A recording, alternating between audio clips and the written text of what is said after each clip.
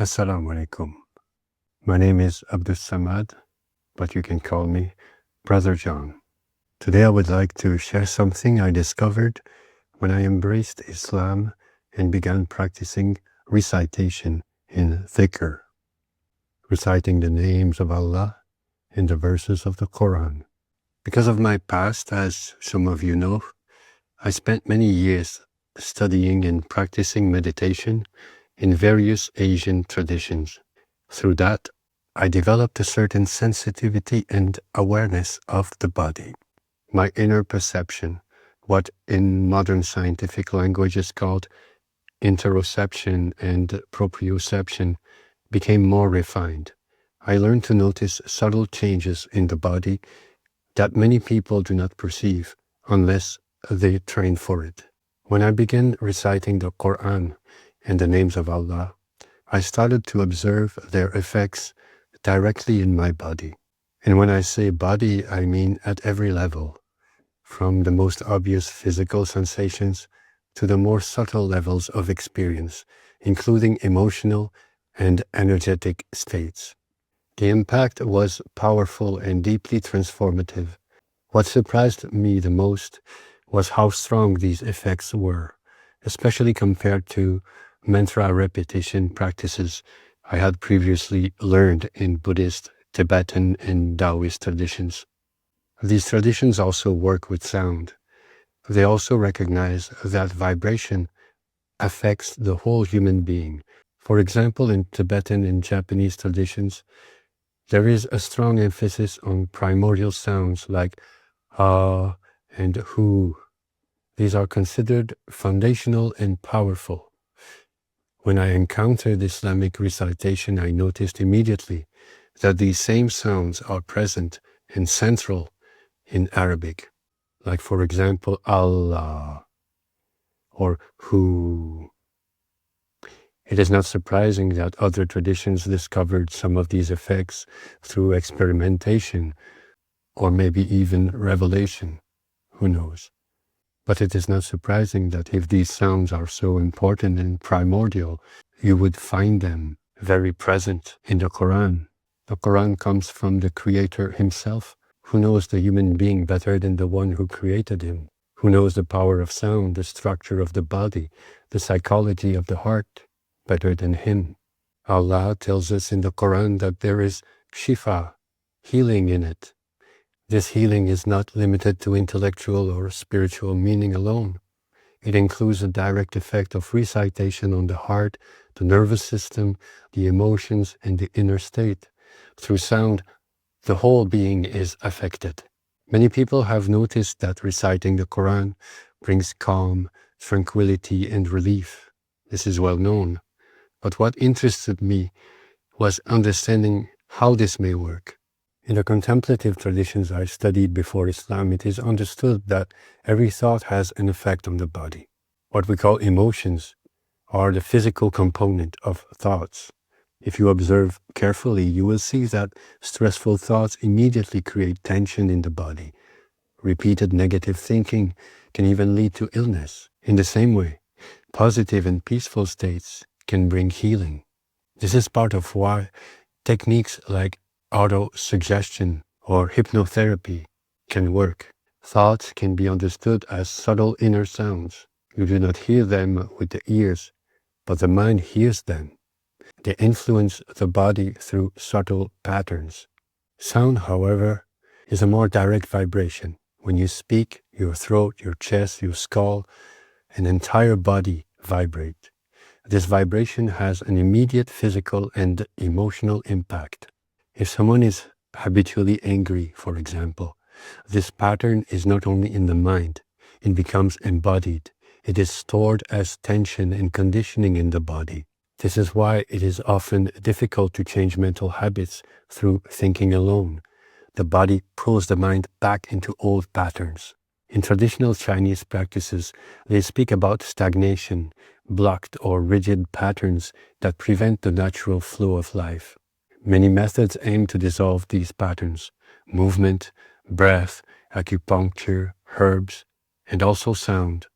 From this perspective, One of the ways Quranic recitation works is by dissolving unhealthy patterns and restoring the original balance, the fitra. It is as if the human being is being returned, brought back into alignment with his original nature. Like an instrument that had gone out of tune, the recitation helps restore harmony. Life, trauma, stress, and negative environments can distort us, but the Quran gently brings us back. Now, how can we practice this more deeply? Of course, we should strive to recite properly with tajweed and improve over time. But there is a simple key that can make the practice much more transformative. It is the quality of listening. When you recite, whether the name of Allah or a surah like Al-Fatiha, do not only pronounce the sound, at the same time, be fully present in your body. Be aware of the sensations in your whole being. For example, you can close your eyes and softly repeat Allah, Allah, Allah. And while you recite, feel the resonance in your chest, in your throat, your face, your entire body. Do not force anything. Do not try to control or direct the experience. Simply listen. Listen not only with your ears, but with your whole being. This is an essential skill in meditation, and it is deeply compatible with Islamic practice. It is not about inventing something new. It is about bringing presence and attention to what we are already doing. If you recite while the mind is elsewhere, the effect will be limited. But when your whole being is engaged, sound and awareness together, the impact becomes much more deep. The recitation begins to touch every layer of your being, physical, emotional, mental, and spiritual. Over time, this dissolves tensions, calms the heart, and changes inner habits in a natural way. There are also interesting scientific and traditional explanations for this. Modern research speaks about fascia, the connective tissue that runs through the body and connects everything. It contains a large amount of water in response to vibration and attention. Traditional systems also observed this network long ago. When awareness and sound come together, they penetrate deeper into this network. This may be one of the mechanisms through which recitation affects the whole person. The practice is to pay attention to the sound while you're reciting it with your eyes closed, but also at the same time, equally pay attention to your physical sensations. And I mean everything, your whole body all at once, from the tip of your toes to the top of your head and everything in between. And not just the surface of your body, but try to feel everything inside, deep inside, and observe the effect of the sound on your body.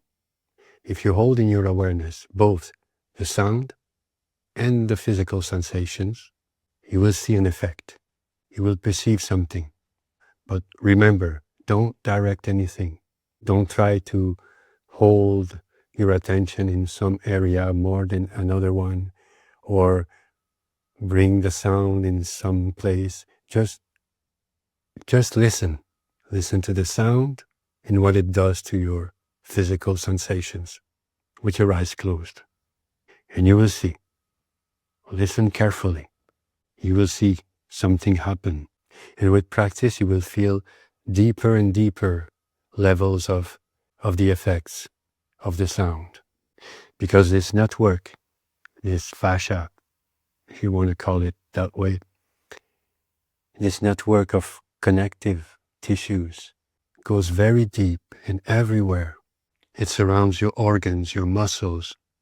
And when you vibrate the sound, when you voice the sound, you create this vibration that travels throughout this network and reaches every part of your body. This will dissolve the blockages, the stagnations. This will realign the crooked patterns of energy in your body. And this will restore your primordial state of health. And you don't have to think about it. You just recite with faith, knowing that there is healing. It is there. You just have to pay attention properly. and learn to deepen your listening skill. Assalamu alaikum.